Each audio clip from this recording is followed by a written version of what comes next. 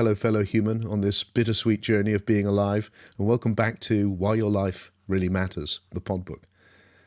In the last chapter, I explored how our understanding of what the hell this is that we're experiencing has evolved profoundly throughout history, and there's been these big jumps, and that we'd be naive to think that process had just stopped and we'd arrived. And I said in this chapter I would suggest what I think the next surprising twist in our understanding will be. So here it is. In 1600s, we saw the beginnings of the scientific revolution, which was a big shift in which we saw the rejection, ultimately, of mythic religion, and with it, anything that might be called spiritual. And I want to suggest that the next big twist is that spirituality will be coming back, but in a whole new form. A form of spirituality which could only exist after the scientific revolution. Okay, what the hell do I mean by that? Let me unpack it. I'm going to be unpacking that for the whole of this podbook, one way or another, I guess. But let me just get to the essence of what I'm suggesting. What I mean by spirituality? Well, spirituality is an attempt to understand a certain type of experience, I think. Spiritual experience. I've been having spiritual experiences all my life. I've known a lot of people who've had spiritual experiences. I've studied throughout history people who've had spiritual experiences. That's what the spiritual traditions are, and written many, many books on them. So, unsurprisingly, I take spirituality seriously. But what is it? Well, spiritual experiences, in their simplest form, are just those moments which so many people have had, you may well have had yourself, of going, there's more going on here than just my biological and social existence, amazing as those are. There's more. And that can become so intense, it feels like you're waking up. That's why it's called an awakening often. You're waking up from a type of sleep, unconsciousness, as if you've been processing the universe with a very narrow bandwidth, which suddenly opens up, and it's wow. It's just extraordinary. Just the insight, the feeling of connectivity or oneness, the love that comes from that connectivity, the beauty, that it makes a big impression. I had my first experience like that when I was 12 years old, and it made a massive impression, and it set me off on this course of going, how the hell can I get back to that? How can I go deeper, and how can I share it with others? And one way or another, that's what I've been doing in all these decades. And I've seen in countries throughout the world, many, many, many, many people experience that, often for the first time. And it's extraordinary to see. And there's many other types of spiritual experience as well, important ones around death, for instance, that death is not the end. Near-death experiences where people have actually, they're brain dead, but they have these amazing visionary experiences, psychedelic experiences with shamanic power plants and so forth. The experience of life becoming dreamlike and kind of magical. There's a whole spectrum of experiences under this umbrella of there's something more going on here. Now, I'm aware that the leading edge of our understanding, which is come from the scientific revolution, has dismissed all of that as woo-woo, as supernatural, as nonsense, as not to be taken seriously. But subjectively, for me and for all those people that have had these experiences, it's not like that. It's like, whoa, these make a big impression. These demand to be taken seriously. Often, people who are extremely smart, let me say. But I'm aware that as a critical thinker, I have to take the other view seriously as well, which is, no, they're not what you think, Tim. And if I put together my subjective experience of, wow, there's something going on here, and the whole of our scientific knowledge of the universe, it's hard to hold my own conviction against all of that knowledge and not feel like I'm just being very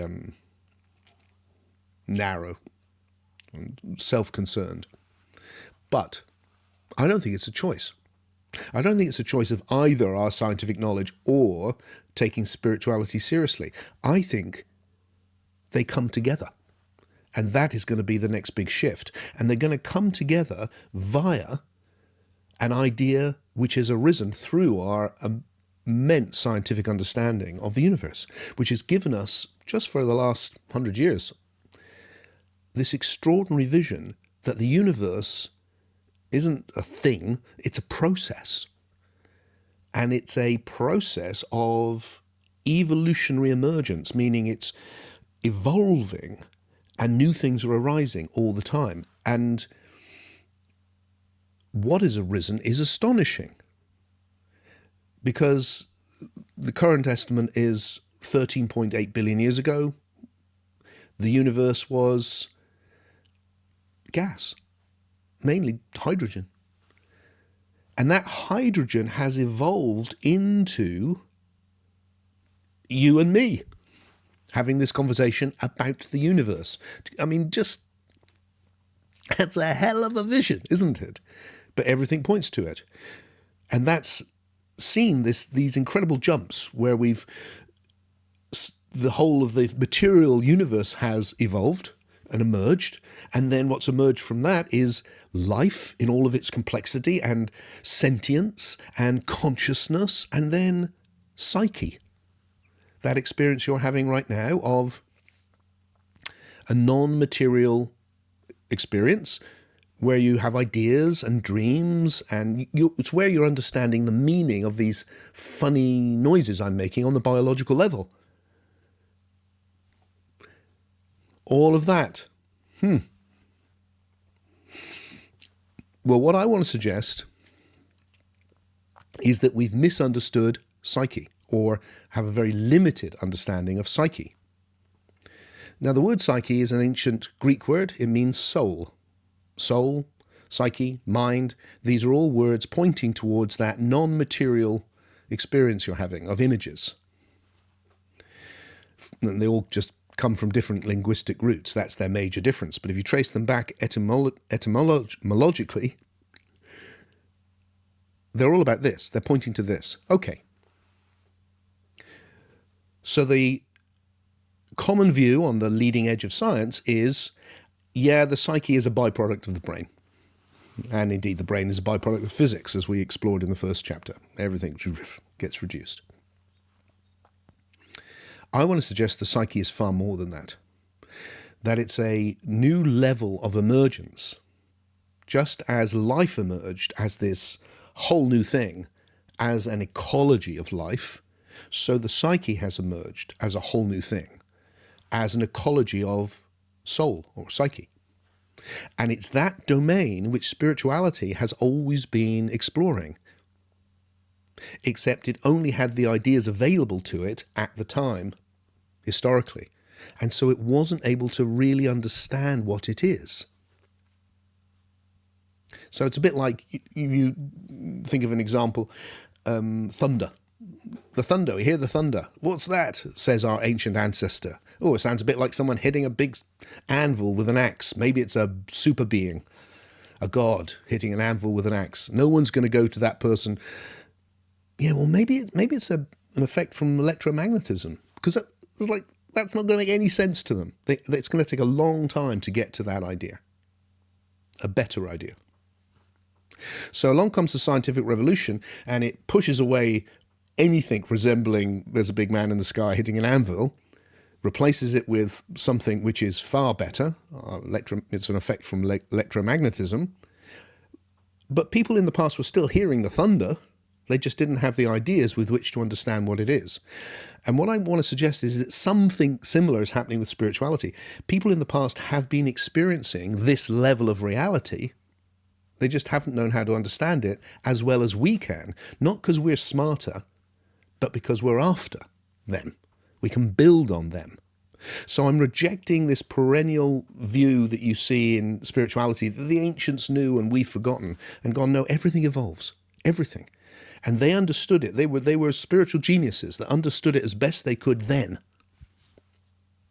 and bequeathed their understanding to us to take it forward. So what I want to suggest is that the experiences we call spiritual are of the most emergent level of the evolving universe. Now, I'm going to make some big, outrageous claims now, which I'm not going to back up in this chapter. Much too much to say. But I will. I will lay it out for you in a way that I think is plausible. I think it's compelling. And you can judge for yourself. But here's what I want to suggest. Look, if there is a state of spiritual awakening, and it's significant in understanding what this is, it's because it has evolved. If the psyche, the soul, does indeed, as spirituality claims, survive the death of the body, it is because it has evolved the ability to do that. If there is indeed a super being, traditionally called God, it's not because it's the creator at the beginning, it's because it has evolved. It's because the universe is flowering into that super being. Now, this is a radically different picture of what spirituality is and what the universe is. And it's what I'm going to unpack bit by bit as we go through this podbook. But I'm a skeptic. I want you to know that. If I couldn't do what I'm doing unless I was. I've written on all of these spiritual traditions, which I love and admire, but I've been able to be critical of them because I'm a skeptic and go, we need to move on. More importantly, I've been able to do that with myself because I've had to change key ideas in nearly all of my books. Good books, I hope. But there's some ideas which I now need to go, they are wrong. And that change led to my last book, Soul Story, which is behind me, which is where this vision, I started to articulate this vision. Even that I've refined. And in the 8 years since of working solidly every day to push it and push it and push it, it hasn't fallen over. It's got stronger and stronger. And that's led me to this podbook of wanting to share that vision with you. So what I've been saying in this chapter is the next twist, I think, is a return of spirituality, because you cannot deny a level of reality for too long. You certainly won't understand what this is if you deny a level of reality. But that it will come back in a brand new form, in an evolutionary form, which sees it not as addressing some supernatural level, but as addressing the most emergent level of the natural process of evolution that has got us from gas, hydrogen, to the physical universe, to life, sentience, consciousness, to psyche. And it's the psyche which opens up a whole domain which interacts with itself, but also with the other levels, which gives rise to spiritual experience. That's a taster of where I want to take you. Now, in the next chapter, I'm going to try and articulate in one line a foundational understanding of what this is, from which the rest of the understanding I want to share naturally arises, or can act as a foundation for the edifice of ideas, let's say. But before we do that, let's play a little game again. And, you know, we look back on the ancients. I just did it with the idea that they thought the thunder was a big man in the sky with an anvil. That's ridiculous. How could they have believed that? They thought the earth was flat. That's more understandable, I guess, but they were also wrong about that. So the game is, what are our future human beings looking back on us, and what are they thinking? How do they see us? And one of the things I think they'd think is, wow, in that period, they really advanced their knowledge of physics massively and biology, but totally ignored the more emergent levels. They understood all the foundational levels of evolution, but treated the most emergent level of evolution as if it didn't even exist. Just for a short period, they ignored it completely. They associated it with the past, where they'd come from, what they'd rejected, and that blinded them to being able to investigate this most emergent level of reality. And the sad thing is that led so many smart, compassionate people on the leading edge of the evolving understanding of the universe to feel that their lives, human lives, didn't really matter in this vast, cold universe. And that's because they were ignoring the very dimension of existence which could show them why their lives really, really mattered.